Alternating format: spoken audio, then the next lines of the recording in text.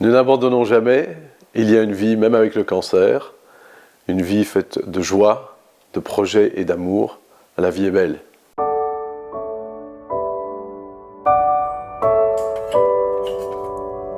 Tout allait bien dans ma vie, j'étais très heureux depuis quelques mois avec Violaine, qui est devenue mon épouse depuis. On a fait une petite prise de sang de contrôle et là, ça a été la grande surprise. Ça a été un peu un choc et puis c'était aussi au début qu'on était ensemble, donc c'était pas évident. Et puis en plus c'était avec le Covid. Les traitements, effectivement, des traitements longs, lourds, l'hormonothérapie, un traitement qui m'a affecté, moi, particulièrement sur le plan psychologique. Ensuite, la radiothérapie, qui au début est totalement inodore, incolore, et dont les effets se ressentent en fait progressivement et à relativement long terme. J'ai toujours fait beaucoup de sport et là j'en ai fait encore plus. C'était un exutoire pour moi pour compenser les effets secondaires des traitements.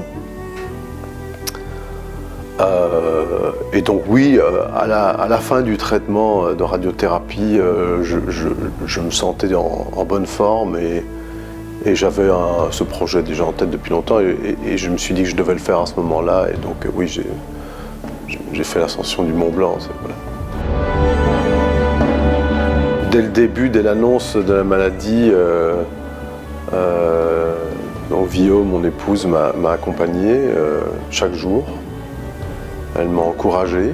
On a géré ça comme on pouvait et on a toujours trouvé une façon de nous épanouir en couple malgré voilà, la situation qui n'était pas tous les jours très facile. Il voulait toujours garder l'image du mec fort et tout ça, mais avec moi au moins il se permettait de craquer de temps en temps.